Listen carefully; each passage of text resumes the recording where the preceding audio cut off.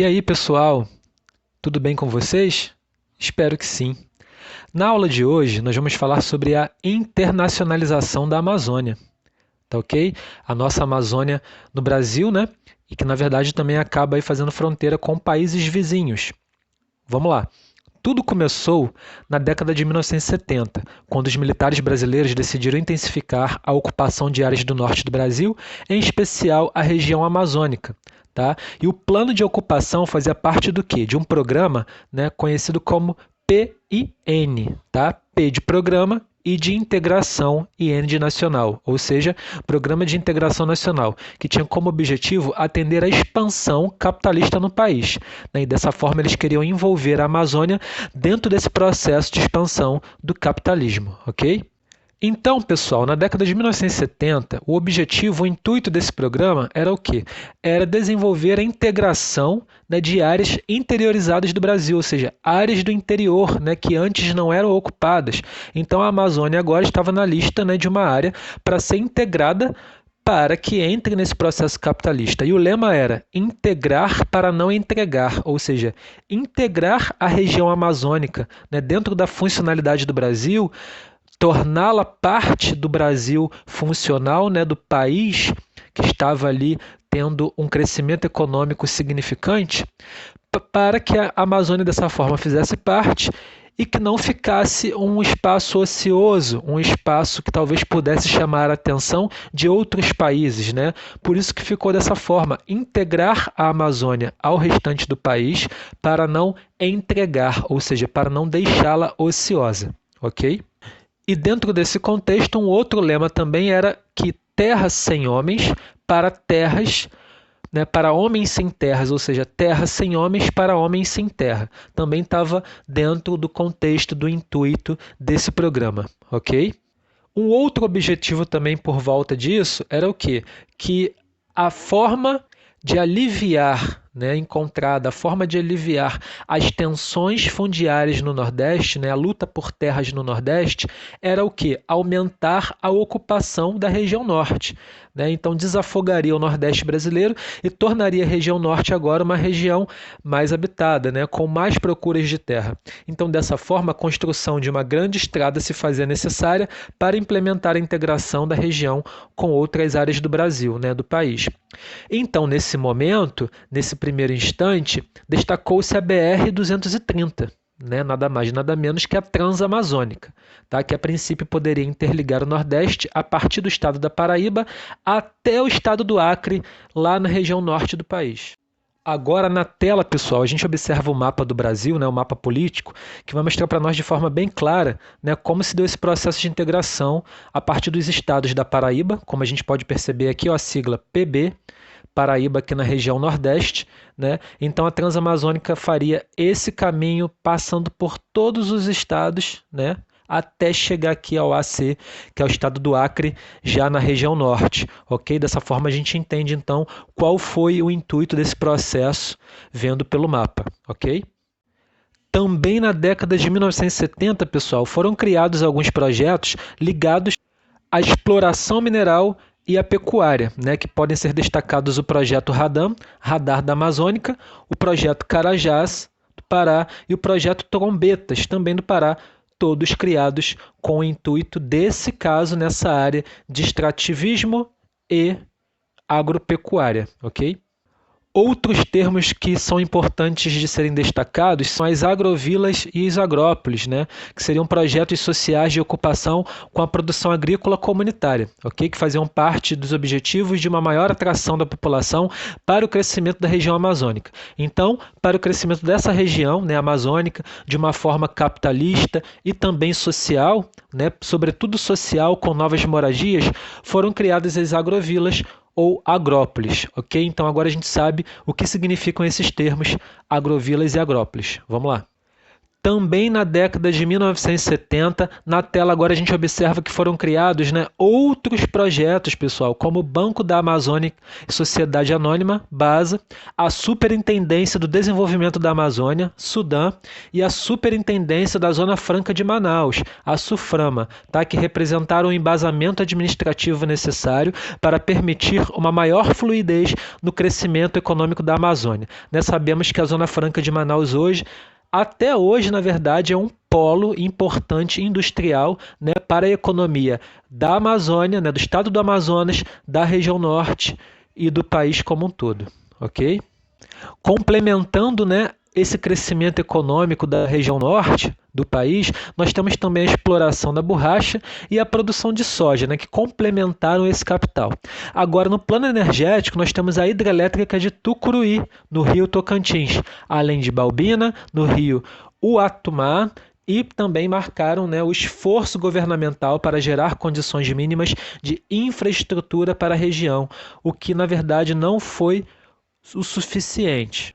Entretanto, algo para a gente ressaltar também em todo esse processo, né, algo ruim que aconteceu, que foi um fato marcante, que é a ocorrência de queimadas, né, porque a alta frequência com a qual estavam acontecendo refletiram no deficiente nível de conservação e fiscalização do espaço amazônico. Né, sabemos que até hoje problemas com queimadas, com a devastação de locais da floresta, acontecem, né, durante o passar das décadas, da década de 1970 até hoje, o início da terceira década do século XXI, temos esse problema ainda a ser resolvido com certeza.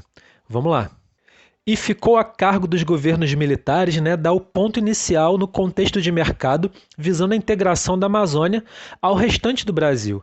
Né? E dentre esses pontos de destaque, a gente vai citar a necessidade de uma integração nacional, que traria a Amazônia e seus recursos para o centro da economia do país, a necessidade de uma integração física também da Amazônia ao resto do país para precaver-se de interesses geopolíticos estrangeiros e também a necessidade de prover uma resposta apropriada à pressão das campanhas nacionais e transnacionais com respeito ao uso dos recursos da Amazônia. Então, nas décadas seguintes, a década de 1980 e a década de 1990, outros projetos foram sendo feitos. E o destaque aqui vale para o projeto Calha Norte, tá?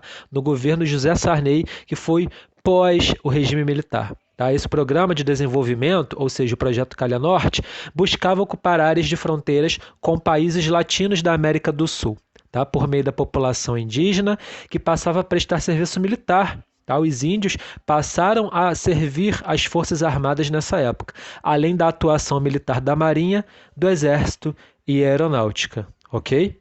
E temos que ressaltar, né, pessoal, os recursos da floresta amazônica. O quão é rica essa floresta, né? Deslumbrante, tanto em beleza quanto em riqueza.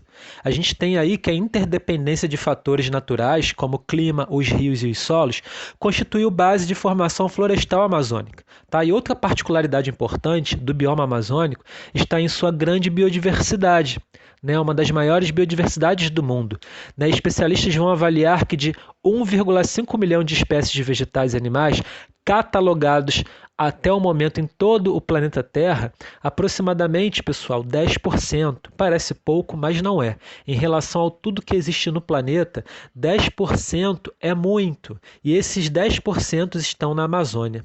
Tá? E cerca de 80% dessas espécies, que incluem árvores, arbustos, plantas, fungos, insetos, répteis, aves, peixes e mamíferos, entre outras formas de vida, são endêmicas, ou seja, são organismos encontrados exclusivamente nesse bioma. Ou seja, desses 10%, 80% só existe na floresta amazônica. São raros. São preciosos, pessoal. Olha o quanto importante é a nossa floresta para toda a biodiversidade planetária, tá? E dos quais grande parte vive em ecossistemas específicos no interior da nossa floresta amazônica, ok? E sabemos, né, o quão sofre a floresta também com várias atividades ilegais, clandestinas, que acabam ocorrendo ali na região norte, né, sobretudo no estado do Amazonas, Pará, enfim, que é a presença de diversas madeireiras legais, Porém, o que preocupa são as ilegais, que causa grande preocupação entre ambientalistas e populações indígenas. Tá? A gente vai ter aí que, apesar das medidas de fiscalização terem aumentado nos últimos anos, ainda é possível identificar desmatamentos. Tá? Ou seja, conforme a tecnologia vai nos ajudando, ela também pode nos prejudicar, porque quem vive, né, desse sistema corrupto de desmatamento acaba também encontrando outras formas, né, de driblar todas as regras, todas as leis e continuar desmatando cada vez mais. Tá? E nisso existe a prática do correntão. Tá? Ainda não foi abandonada. É aquela que coloca-se um trator na faixa periférica da floresta, cercando uma grande área com uma corrente gigante que retira diversas árvores, destruindo totalmente o solo, pessoal. Olha que irresponsabilidade, né? Que crime contra o meio ambiente. E as espécies mais afetadas são as jarinas, o pau-rosa e a copaíba, tá? Entre várias outras, tá? Então essas são as espécies mais afetadas, as que foram ditas agora, ok? E contudo, pessoal, nós temos também os estrangeiros no Brasil, né? No país, que na verdade existe uma máxima que reprova a presença de estrangeiros na floresta amazônica. Estudos apontam que hoje existem mais de 10 mil habitantes não brasileiros vivendo naquela região para pesquisas, englobando cientistas, jornalistas e estudantes de intercâmbio. Tá, no caso específico de cientistas, muitos são acusados de realizar a biopirataria e contrabandos de espécies em associação a indústrias de diferentes países. Tá? Por outro lado, observa-se o apoio às ações desse grupo, que cria ou participa de fundações protetoras da biodiversidade e da preservação de espécies da região. Ok? Então, exemplo seriam, né, o papel de Steve Stewart, coordenador de uma instituição não governamental chamada Environmental Defense, tá? Que o cientista destacou no apoio dado à causa do ativista seringueiro Chico Mendes, expandindo suas ideias para fora do país, na tentativa de divulgar e ganhar expressão global. Então nós temos aí várias atuações positivas, atuações negativas, mas que são importantes aí para nos definir como está a situação da internacionalização desse nosso, né, bioma tão importante, tão precioso, que é o amazônico. Ok, pessoal? Espero que vocês tenham entendido. Qualquer dúvida, coloque no post, entre em contato comigo, coloque aí no YouTube. Eu respondo todos os comentários de qualquer aluno de todo o país. Dá um like aí no vídeo, que eu comecei a perceber que está ganhando visualizações. Então estaremos juntos até uma próxima aula. Um abraço para vocês.